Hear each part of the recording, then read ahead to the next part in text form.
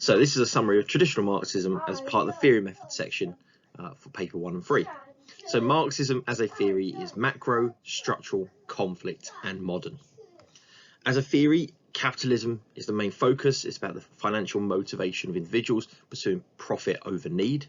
And as Marxists view capitalism as a problem, they see it as an issue. It creates inequality and division, particularly between those who own the means of production, the haves, the bourgeoisie, and those who work in the means of production, the have-nots, or the proletariat. And Marxism is very different to functionalism. Functionalism is very positive and looks at all the functions of society, all the institutions working for the good of society. Marxism says that they're used to reinforce inequality. So just as a quick recap of what we have done on traditional Marxism. So as part of the family topic, Marxism saw the family as a tool supporting capitalism, reproducing inequality and promoting consumption of commodities.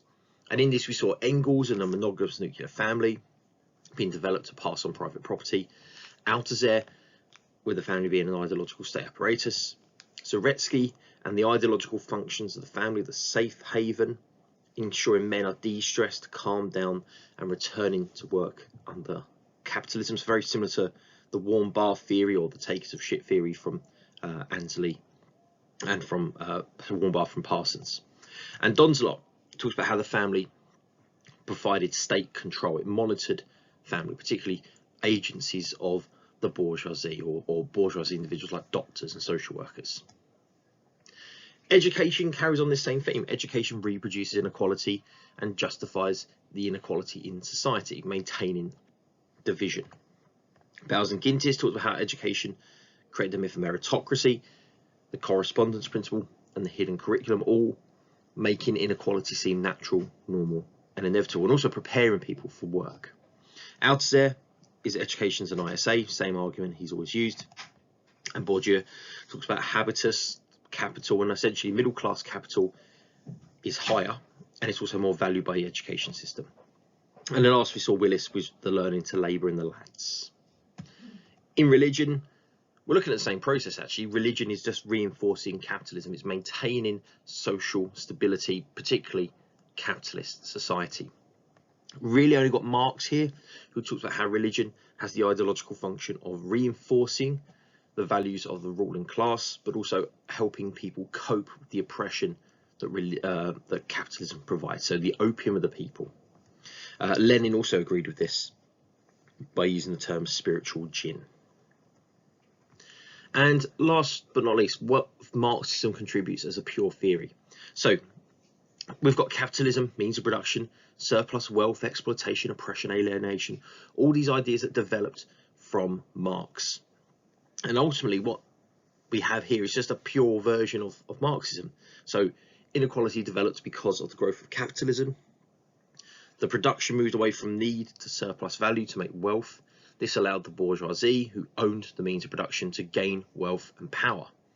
The working class, who didn't have any means of production, didn't have ability to make wealth, had to sell their labour in order to provide for their families. And this also led to exploitation, oppression, and also alienation from what they produced. The main thing here is the discussion about infrastructure and superstructure. The infrastructure of society is kind of like, in terms of building a house, would be the frame of the house, the skeleton of the house, the thing that kind of sets the template of how society works. And in Marxism, the infrastructure in this case is the kind of the economic system, the economic template, so capitalism and monetary exchange. Now, the superstructure is what goes on top of the infrastructure. So in our house analogy, this would be the walls, the doors, the windows, this the decorating, the wallpaper, the pictures we put on the wall.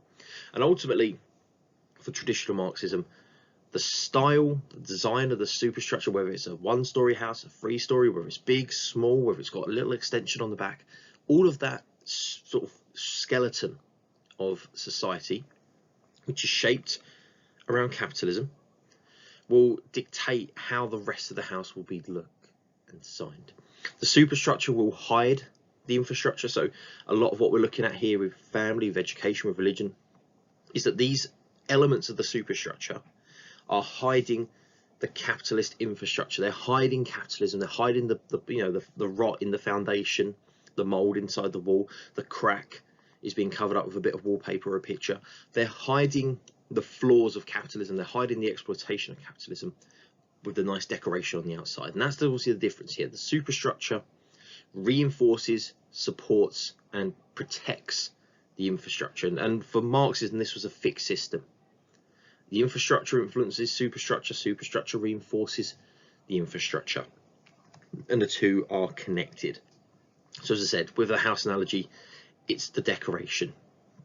So, and obviously the superstructure is confined by this infrastructure. So again, you can't just extend the house and add walls and decorate the garden and, you know, and turn it into a building, because you don't have the infrastructure there to support it. So we use the boat analogy as well. I've done a couple of videos on the boat analogy before, but ultimately the green bottom part of the boat analogy, the economic base, is the infrastructure, which is capitalist. The ideological state apparatus, which is what we've seen from out there, the superstructure, is family, education, religion, which reinforce the values which support the infrastructure. And the main goal of those ideological state apparatus, as always, is to produce the false consciousness, to make us think society is fair and equal. So a very, very quick overview of Marxism as a pure theory. As I say, a lot of the evidence, a lot of the examples will come from what you've previously done. The main discussion here is just that infrastructure and superstructure debate, which I know I've kind of touched on in various forms throughout my video and obviously throughout my lessons. So hopefully this has helped. Thanks for watching, and I hope to see you again soon.